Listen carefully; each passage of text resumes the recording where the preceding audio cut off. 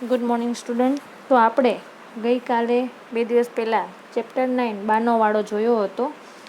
તે પાઠ આપણે સારી રીતે સમજ્યા હતા અને આગળ આપણે તેનો અભ્યાસ પણ પૂરું કરી લીધું હતું. અભ્યાસમાં ક્વેશ્ચન નંબર 2 એ પૂરો કર્યો હતો, ક્વેશ્ચન 3 પણ પૂરો કર્યો હતો, ક્વેશ્ચન 4 પણ પૂરો કર્યો હતો અને ક્વેશ્ચન 4માં આપણે પહોંચ્યા હતા. તો પેલું છે, બાનો પરિચય કરાવતા 5-7 વાક્યો બોલો. આપણે અહીંયા લખવાના છે. તો આન્સર લખો. બા બેઠી ઘડીના મજબૂત બાંધાના હતા. બા બેઠી ઘડીના અલ્પવિરામ મજબૂત બાંધાના હતા. બીજું વાક્ય, બા એટલે નિરંતર ઉદ્યોગ. બા એટલે નિરંતર ઉદ્યોગ. ત્રીજું વાક્ય લખો. બાનો જીવન મંત્ર હતો કે ખાયા સો ખોયા, ખીલાયા સો પાયા. ચોથું વાક્ય લખો. બા ભોળી નહીં પણ ભલી હતી. બા ભોળી નહીં પણ ભલી હતી. પાંચમું વાક્ય લખો. બાને વાડા પ્રત્યે અત્યંત પ્રેમ હતો. બાને વાડા પ્રત્યે અત્યંત પ્રેમ હતો. પાંચમું, નીચેના શબ્દોનો ઉપયોગ કરી વાક્ય બોલો. આપણે લખવાના છે. પેલું છે જાજરમાન. તો લખો. બા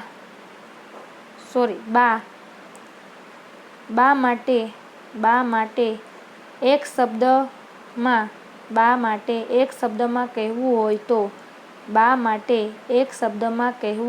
તો પછી ડેશ કરીને લખો. જાજરમાન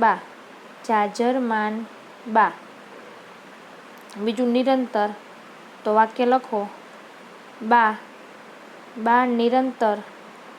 નિરંતર કામ કરતી હતી. બા નિરંતર કામ કરતી હતી. ત્રીજું છે બાનું જીવન સ્ત્રોત. તો વાક્ય બનાવો.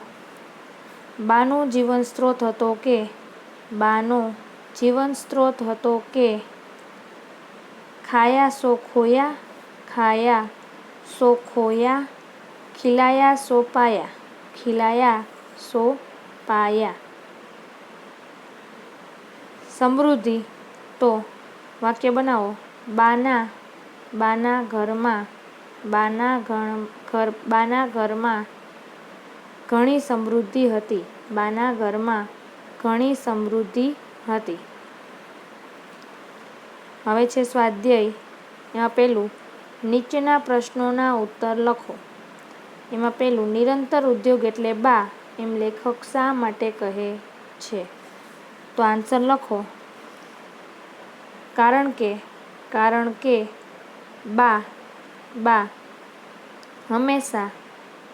હંમેશા નિરંતર નવા કામ કરતી હતી. બા હંમેશા નિરંતર નવા કામ કરતી હતી. બા પોતાના કરેલા કામનો બરાબર હિસાબ રાખતી હતી. બા પોતાના કરેલા કામનો બરોબર હિસાબ રાખતી હતી. બા શ્રણે-શ્રણનો હિસાબ લે અને ઉધડો પણ લે. બીજા કામ કરે કે નહીં. બા પોતાનું આખો દિવસ કાર્ય કરતી રહેતી હતી. બા પોતાનું આખો દિવસ કાર્ય કરતી રહેતી હતી. બીજું છે, બાએ કર્મ અને ધર્મ એક કરી મૂક્યા હતા તેવું લેખક શા માટે કહે છે? તો આન્સર લખો. કારણ કે બા માનતી હતી કે કર્મ કરવાથી ધર્મ સચવાઈ રહે છે. કર્મ કરવાથી ધર્મ સચવાઈ રહે છે. બાના મંતવ્ય મુજબ કર્મ અને ધર્મ એક જ હતા. બા પોતાના દરેક કામ વ્યવસ્થિત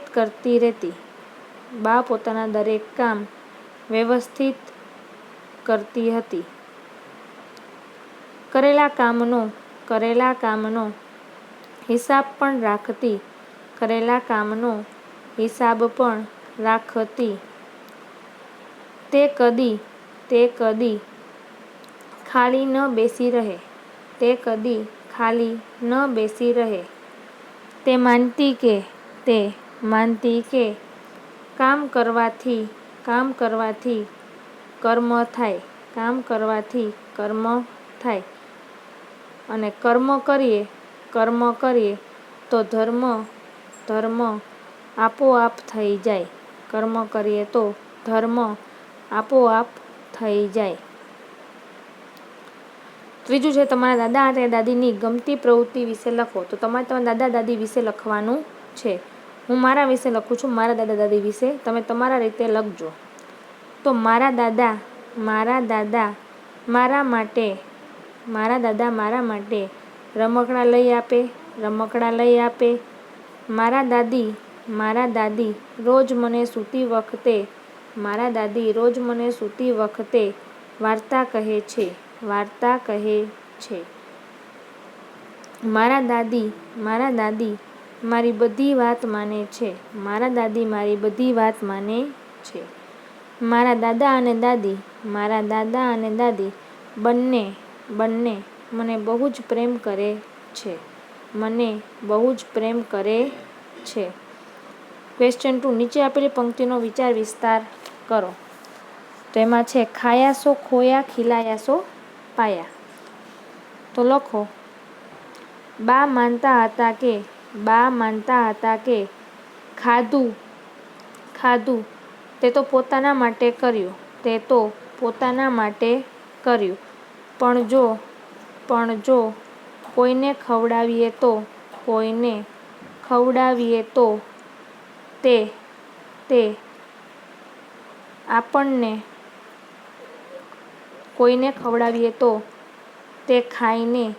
ખાઈને સામેવાળો વ્યક્તિ ખુશ થાય છે. અને તે આપણા કર્મમાં લખાય છે. બીજાને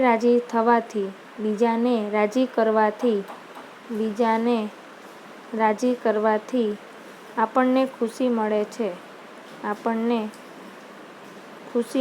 છે. ભગવાન પણ તેમાં ખુશ થાય છે. પછી છે આ પાઠમાંથી ક્રિયાપદ વગરના વાક્યો શોધીને લખો. એ આપણે કરવાનું નથી. શબ્દની આગળ અ લગાડવાથી કેટલાક શબ્દો વિરુદ્ધાર્થી બને છે. તો આપણે જોઈએ.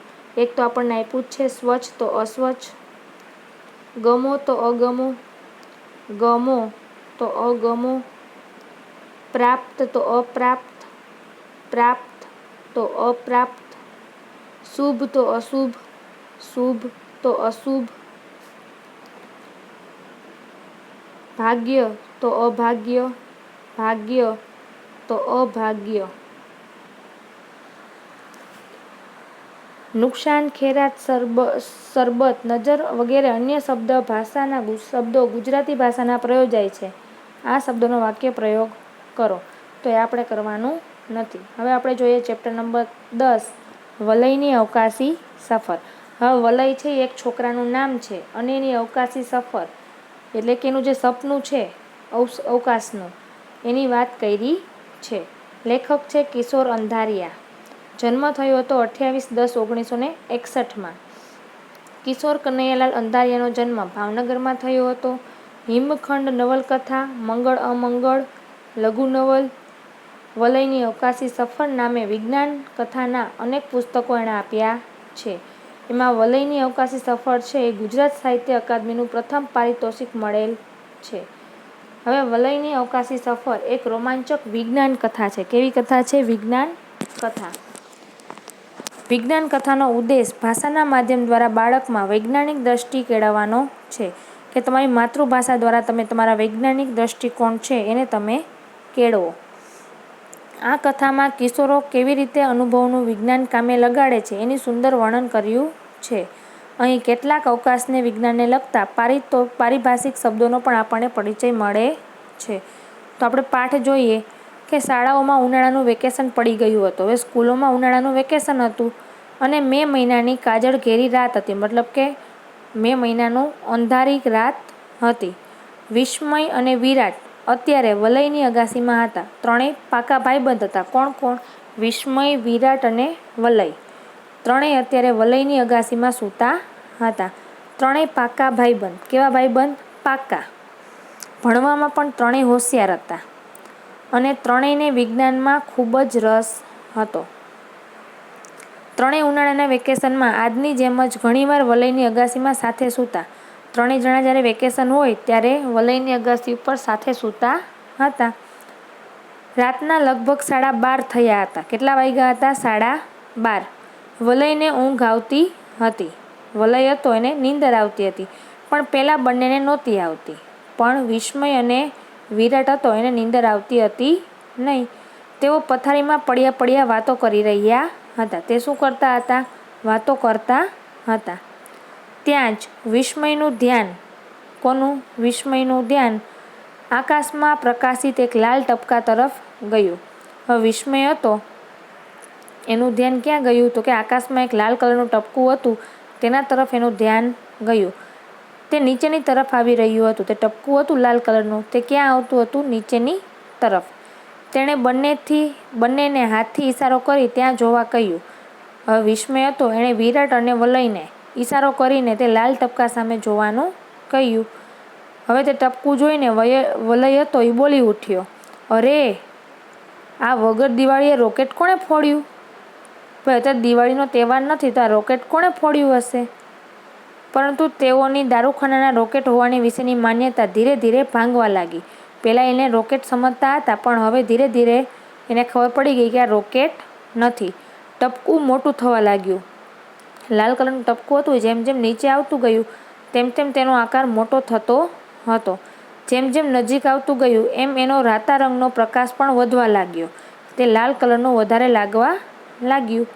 હવે એની આસપાસનો આકાશનો વિસ્તાર ઝળહળી ઉઠ્યો. જ્યાં જ્યાંથી પસાર થાય એની બાજુમાં જે આકાશનો વિસ્તાર હોય એ પણ લાલ કલરનો દેખાતો હતો.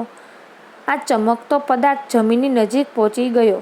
ક્યાં આવી ગયો હતો? જમીનની નજીક. વલયના ઘરની પાછળના ભાગે મોટું મેદાન હતું જ્યાં ત્રણેય જણા સૂતા હતા. વલયના ઘરે તેના ઘરની પાછળ જ એક મોટું મેદાન હતું જ્યાં દિવસે તેઓ ક્રિકેટ રમતા. શું કરતા હતા? દિવસે ક્રિકેટ રમતા હતા.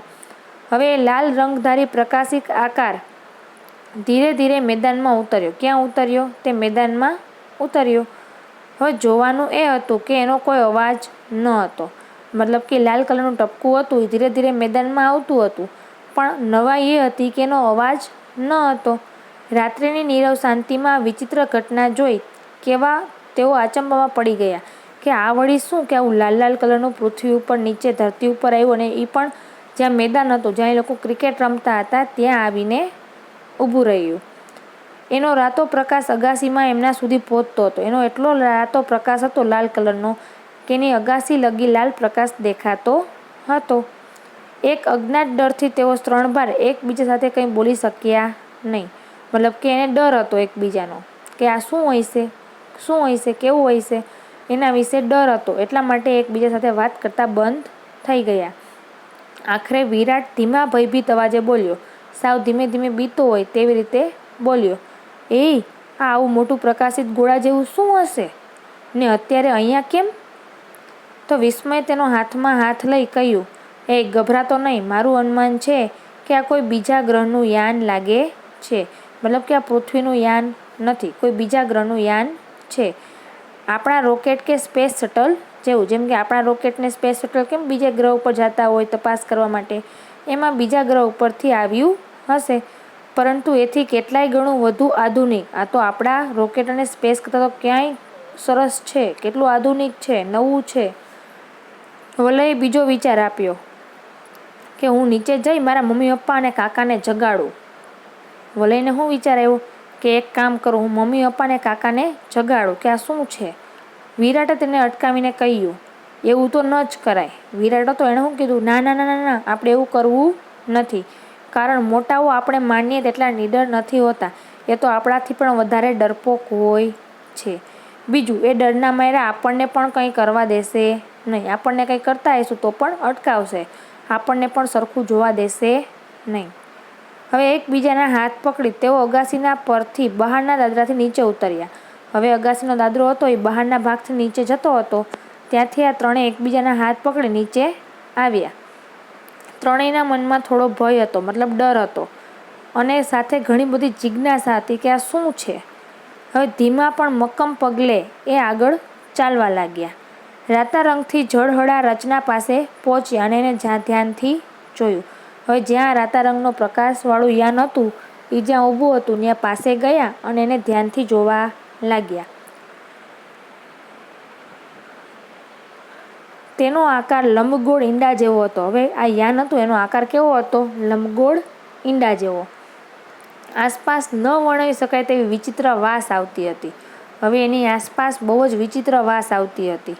એટલામાં કોઈ જોવા ન મળ્યું, તેથી તેઓને એની ફરતે ચક્કર મારી નિરીક્ષણ કર્યું. એણે જોયું કે અહીંયા કોઈ છે નહીં. એટલે એણે શું કર્યું, જ્યાં યાન ઉતર્યું હતું એની ચારે તરફ એને ચક્કર માર્યો અને જોવા લાગ્યા. ક્યાંય દરવાજો કે બારી નજરે પડતું ન હતું. બધી આખી રચના જોઈ પણ એમાં ક્યાંય બારી કે દરવાજો હતા નહીં.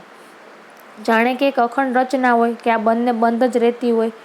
અચાનક ભર ઉનાળાથી રાત્રિએ રૂમમાં એસી ફૂલ કરી નાખ્યો એવી કડકડતી ઠંડીનો અનુભવ થવા લાગ્યો. હવે અચાનક ભર ઉનાળામાં કોકે એસી ફૂલ કરી દીધું હોય એવી ઠંડી લાગવા લાગી. ને અંધકાર યાનમાં કંઈક ફેરફાર થયો. જે યાન હતું એમાં કંઈક ફેરફાર થયો એવું લાગતું હતું.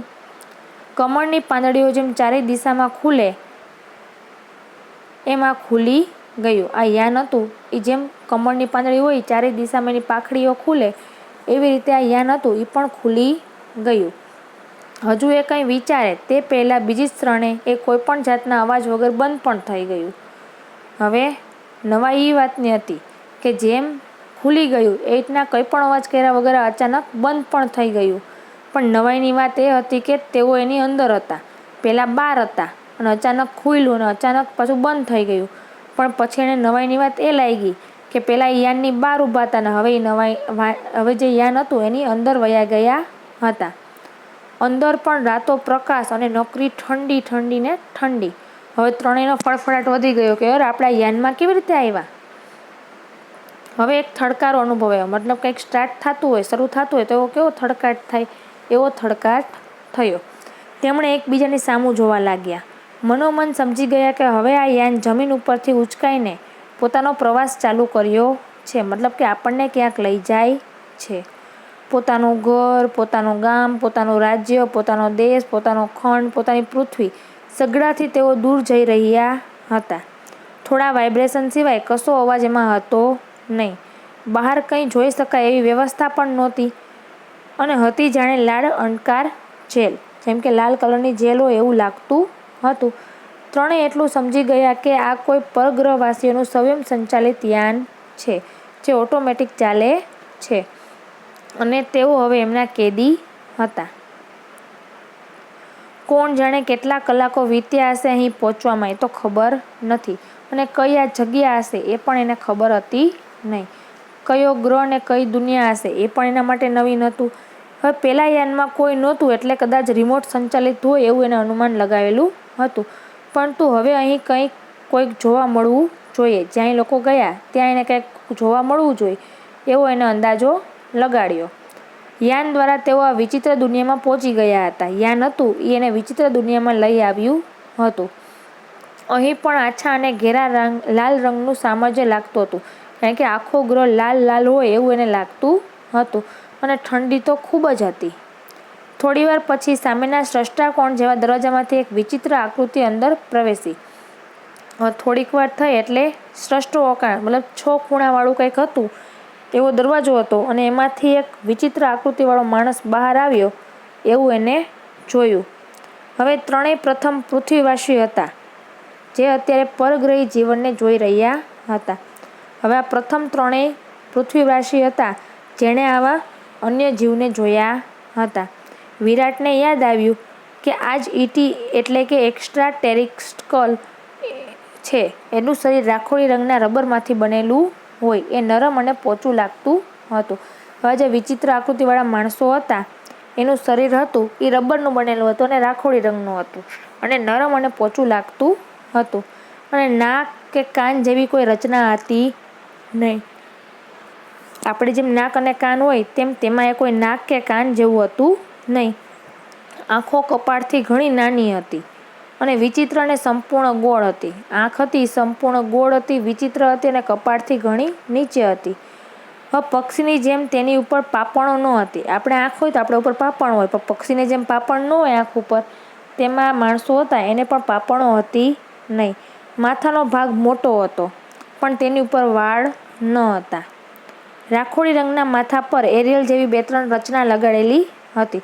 જો આપણને ચિત્ર આપ્યું છે એ જ કે આંખો ગોળ હતી, કપાળથી નીચે હતી, માથામાં વાળ નહોતા, એરિયલ જેવી રચનાઓ હતી, રાખોડી રંગનું શરીર હતું અને રબરનું બનેલું હતું. એટલી વારમાં એ વિચિત્ર જીવ તેની સાવ નજીક આવી ગયો. તેણે વારાફરતી ત્રણેયના હાથને પોતાના હાથ વડે અડ્યા. તેના હાથમાં વિચિત્ર લાંબા આંગળાઓ પર પુશ બટન જેવી સ્વિચો જોડાયેલી હતી. એના આંગળા હતા એમાં પુશ બટન હોય એવી સ્વિચો હતી. કદાચ એમાંથી કોઈ એવો પ્રવાહ એમના શરીરમાં વહી રહ્યો હતો કે તરત જ ત્રણેય ખેંચાતા ખેંચાતા તેની પાછળ ચાલ્યા ગયા.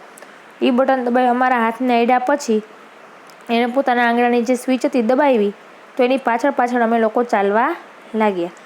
તેઓ કેટલાક સ્રષ્ટાકોણ બાંધકામો વટાવી એક ઘણા મોટા ષટકોણ હોલમાં પ્રવેશ્યા.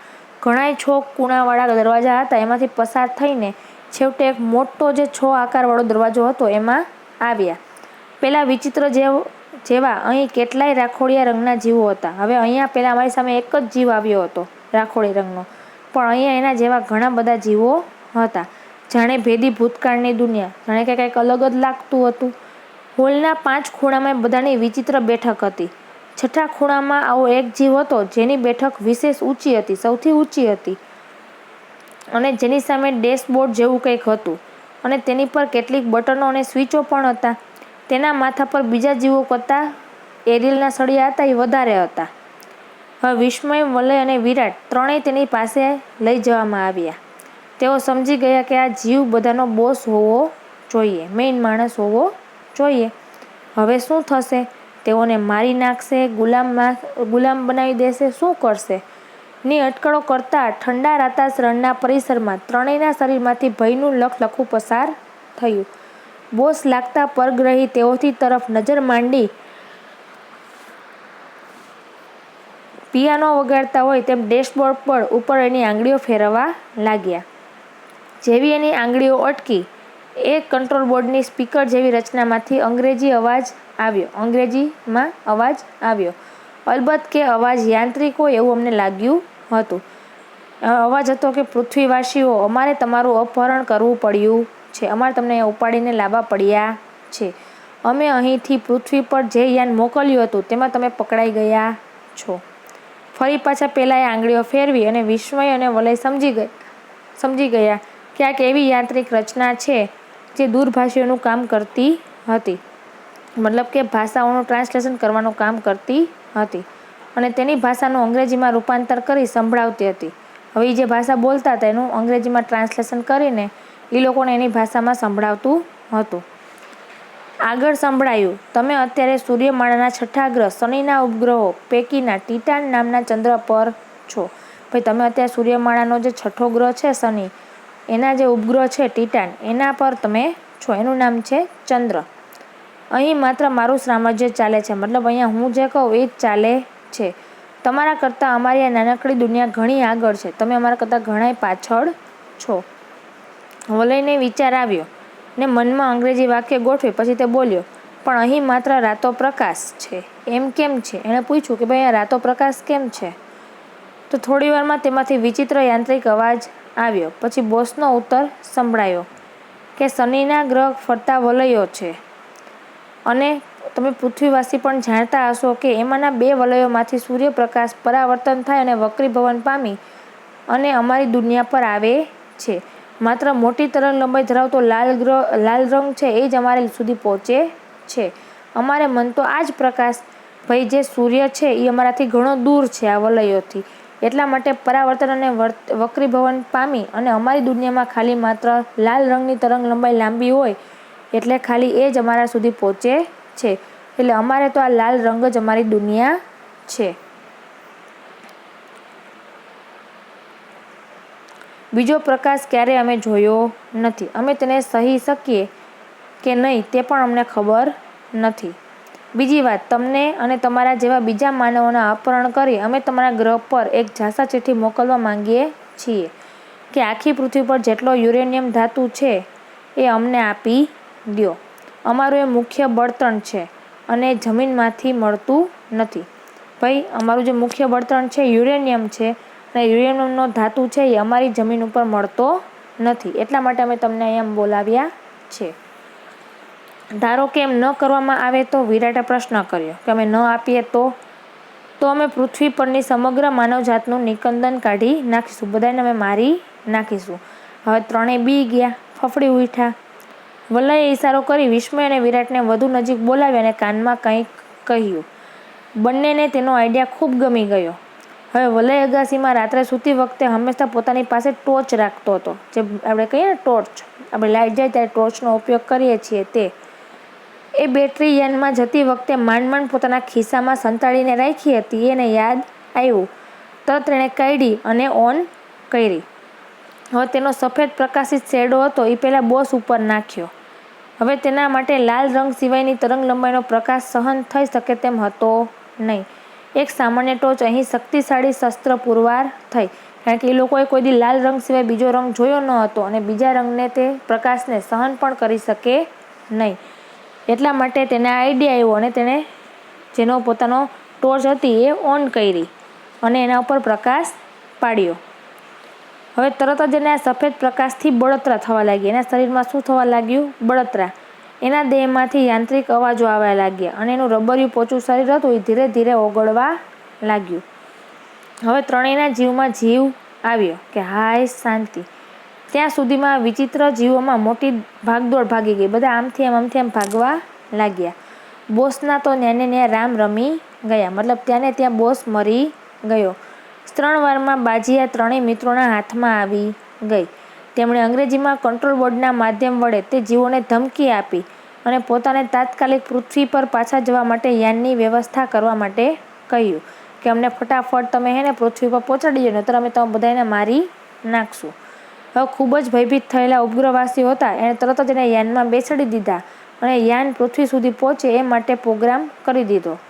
ત્રણેય લાલ રંગિયા દુનિયાને અલવિદા કરી વલયે પોતાની બેટરી ફરી હાથમાં લીધી અને અગાસીમાં સૂતેલા વલયને એના મમ્મીએ ઠંઠોડતા કહ્યું, ઉઠને, જો કેટલો દિવસ ચડી ગયો છે. તારા 2 ભાઈબંધ ક્યારના ઉઠીને એના ઘરે પણ ચાલ્યા ગયા. હવે એનો મતલબ કે વલયે સપનું જોયું હતું. વલયના મમ્મીએ સવારે ઉઠાડ્યો કે ઉઠને, દિવસ કેટલો માથે ચડી ગયો, જો તારા 2 ભાઈબંધ તો ઉઠીને એના ઘરે પણ વયા ગયા. ને આમ 2 બાકડો થઈ બેટરીને હાથમાં લઈને શું કરે છે તું? કોઈ સપનું જોયું તે કે નહીં? કોઈ સપનું તો નથી જોયું ને તે કે હાથમાં બેટરી લઈને ફરે હે? અને ભાઈને સમજાઈ ગયું કે મેં સપનું જોયું હતું. હવે આપણે જોઈએ શબ્દ સમજૂતી. કાજળ ઘેરી એટલે કાજળ જેવી કાળી. સ્પેસ શટલ એટલે અવકાશ યાન. અંડાકાર એટલે ઈંડા જેવા આકારનું. એસી એટલે એર કન્ડિશનર. વાઇબ્રેશન એટલે ધ્રુજારી. એક્સ્ટ્રા ટેલિસ્કોપ એટલે પૃથ્વી પર ન રહેતું પરગ્રહવાસી. પુશ બટન એટલે દબાવી શકાય એવું બટન. એરિયલ એટલે ધ્વનિ વગેરે વહન કરનાર મોજાને પકડવા માટે રેડિયો, ટીવી વગેરેના હવામાં ઊંચે લટકતા તારો. કંટ્રોલ બોર્ડ એટલે સંદેશો ટાઈપ કરવા માટે કીબોર્ડ જેવું સાધન. જાસા ચિઠ્ઠી એટલે જાસા કારણ દર્શાવતી ચિઠ્ઠી, કંઈક માંગણી કરે એવો ધમકી પત્ર. અચંબો એટલે નવાઈ. દૂરભાષીઓ એટલે બે ભાષામાં વાત કરી શકે તેવું. રૂઢિપ્રયોગો જોઈએ તો નિકંદન કાઢવું એટલે જડમૂળમાંથી નાશ કરી નાખવું. ભાષા સજ્જતા જોઈએ તો નીચેના વાક્યો ધ્યાનથી વાંચો. પહેલું સૂત કે જાતે નર્યા. 10મા વિદ્યાર્થી તરીકે શિક્ષકે એને ઇન્સ્પેક્ટર આગળ ઊભો કર્યો. નીજ બીજા નંબરે પાસ થયો. દોડ સ્પર્ધામાં 3જા નંબરે આવ્યો. ઉપરના વાક્યોમાં પહેલું, 10મું, બીજું અને ત્રીજો છે એ વિશેષણ ક્રમ દર્શાવે છે. તો ક્રમ દર્શાવતા વિશેષણને ક્રમવાચક વિશેષણ કહેવાય છે. હવે જોઈએ અભ્યાસ. તો એમાં પહેલું છે MCQ. વલયની અવકાશી સફર. પાઠમાંના મિત્રનો અનુભવ કયા માસનો હતો? તો આપણને ખબર જ છે કે મે મહિનાનો. પહેલામાં ગ. બીજું છે રાતારંગથી ઝળહળા રચનાનો આકાર કેવો હતો? તો લંબગોળ. કેવો હતો? લંબગોળ. બીજામાં ઘ. ત્રીજું, ત્રણેય મિત્રો કયા ગ્રહ ઉપર હતા? તો ટીટાન. ત્રણેય મિત્રો ટીટાન ઉપર હતા. પૃથ્વી ઉપર કઈ ધાતુ મેળવવા પરગ્રહવાસીઓ જટાચિઠ્ઠી મોકલવાના હતા? તો યુરેનિયમ માટે. યુરેનિયમ માટે. તો આપણે અહીંયા સુધી રાખીએ છીએ. આમાં કંઈ ન સમજાણું તો તમે લેક્ચર પૂરો થાય પછી પૂછી શકો છો. આટલું ફેરબુકમાં પૂરું કરીને રાખજો અને શુક્ર અને શનિવારે તમારું હોમવર્ક મોકલી આપજો. Thank you.